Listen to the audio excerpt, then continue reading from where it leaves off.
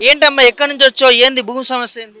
Sir ఇది 20 ఏళ్ళు ఆయన కొని 20 ఏళ్ళ నుంచి నేనే కబ్జకున్నా, నేనే సాగుకున్నా, నేను బోరేసుకున్నా, నేను అన్ని చేసుకున్నా.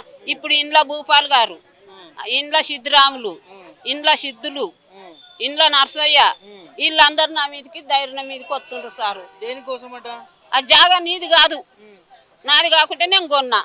నేను 20 ఏళ్ళ కబ్జకు నేనున్నా, అన్ని నేనే ఉన్నా. మాది ఇప్పుడు ధర్ని వచ్చినప్పుడు పేర్లు మార్చుకొని నా నంబర్ వాళ్ళకి పడ్డది సారు. అట్లా తీసుకున్నారా వాళ్ళు? ఎవరు వాళ్ళంతా ఇంతమంది పేరు చెప్పినారు? పాలోళ్ళు. నీ పాలోళ్ళు? నిన్ను కొడతా సంపుతా అని వచ్చిండ్రు సారు. నిన్ను అందరు ఒక్కటే వచ్చిండ్రు నా మీదికి. నాది భూమి నేను ఎందుకు ఇడతాను నేను అంటున్నా. నీది ఎక్కడిది మాది నంబర్ అంటే అప్పుడు వాళ్ళు ఎవరు ఎట్లా చేసిండ్రో నాకు తెలియదు. నాకున్నదా లేదా చూడు, ఇగో ఇన్ని పట్టలు అయినాయి సారు. ఇప్పుడు ఉన్నాయి ఉన్నాయి సారు. 4 ఎకరాలన్నారా?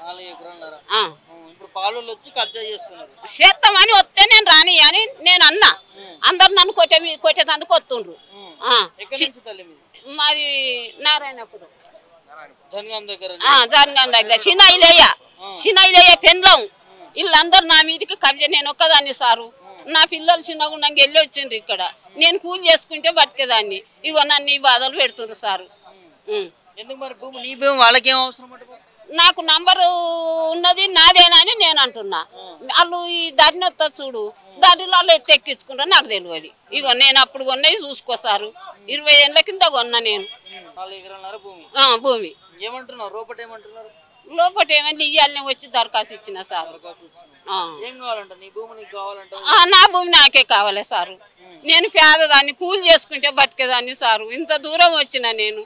ఇక మీరు ఏమి న్యాయం చేస్తారో నాకు అందరు కూడా న్యాయం చేయండి. ఇండ్ల సినైలయ్య పెండ్లము, ఇండ్ల భూపాలు, ఇండ్ల సిద్ధరాములు, ఇండ్ల సిద్ధులు, వీళ్ళందరూ ఒక్కటి, నేను ఒక్కదాన్ని ఒక్కటి సారు. నన్ను కొట్టే మీదకి వస్తే నేను జాక్కొని ఇక్కడ వెళ్ళి వచ్చిన సారు. ఊర్లో పెద్ద మనుషులు ఉంటారు కదా, వాళ్ళు చెప్తలేరు? వాళ్ళు చెప్తింటలేరు మాది. వాళ్ళు చెప్తే బ్రదర్ వాళ్ళ మా అమ్మ దౌర్జన్యం చేస్తున్నారు. అయితే మేము 2004లో మా అమ్మ భూమి కొనుక్కోవడం జరిగింది. 20 ఏళ్ళ నుంచి మేమే సాగు చేసుకున్నాం. ఇప్పటి వరకు కూడా ఈ ధరణి ఏమంట వచ్చిందో రాజకీయ పలుకుబడితో వాళ్ళు ఎక్కియడం జరిగింది. అది ఎట్లా జరిగింది అనేది మాకు కూడా ఇష్యూ కాలే. మేము ఎందుకు పోతాం అన్న మండల ఆఫీసులో ఊరికి ఎందుకు పోతాం? పోము కదా. ఒకసారి పట్టా వచ్చిందంటే ఉన్నది కదా అని ఊకుంటాం, అంతే కదా. ఏం జరిగింది ఏం కథ మేము చూసుకోలేదు. అయితే దాన్ని బేస్ చేసుకొని మా పాలి వాళ్ళు ఏం చేశారంటే వీళ్ళంతా ఒకటి అయ్యి కొన్ని డబ్బులు ఇచ్చి వాళ్ళ పేరు మీద మార్చేసుకున్నారు అన్న. ధరణిలో మా సర్వే నెంబర్ అనేది మొత్తం వాళ్ళ పేరు మీద చేసుకున్నారు. దాన్ని చేసుకొని ఇప్పుడు ఏమంటున్నారంటే మాకు పట్టాక అయింది, మేము పట్టా చేసుకున్నాం, మీరు లేవాలి, మీది కాదంట. మేము 20 ఏళ్ళ నుంచి కబ్జాకుండి మేము ఇప్పుడు ఎట్లా లేస్తాం? 20 ఏళ్ళ నుంచి ఏం చేసినామంటే అదంతా మాకు తెలియదు. మాకు ధరణిలో ఎక్కింది, మాకు ధరణిలో మా పేరు మీద రావడం జరిగింది. మీరు లేవాలి ఇడవాలి అంటున్నారు. అందు గురించి మేము ప్రజాభవన్కి రావడం జరిగింది. గ్రామ స్థాయి నాయకులు అంటే సర్పంచ్లది పవర్ లేదు. ఇప్పుడు సర్పంచ్ చెప్తే ఈయనే మనుషు కాలం కాదు ఇది. కలెక్టర్ కూడా మేము పెట్టుకోవడం జరిగింది. కలెక్టర్ నుంచి కూడా ఎలాంటి రెస్పాన్స్ రాలేదు. మేము మండల ఆఫీస్లో కూడా ఎంఆర్ఓ గారికి చెప్పాము, వాళ్ళ పేరు మీద అయింది, మేము ఏం చేయలేము, ధరణిని మేము అందించలేము అని చెప్పేసి వాళ్ళు చేతులు ఎత్తడం జరిగింది. అందు గురించి ఇక్కడ దాకా రావడం జరిగింది. గ్రామ స్థాయిలో మాట్లాడుకుందామంటే గ్రామంలో చెప్పిన పెద్ద మనుషులు మేము చెప్పినట్టు వినాలని వాళ్ళు ప్రపోజల్ పెట్టడం జరుగుతుంది. వాళ్ళు మాకు ఇంటలేరు అని చెప్పేసి వాళ్ళు కూడా సైడ్ అయిపోవడం జరిగింది.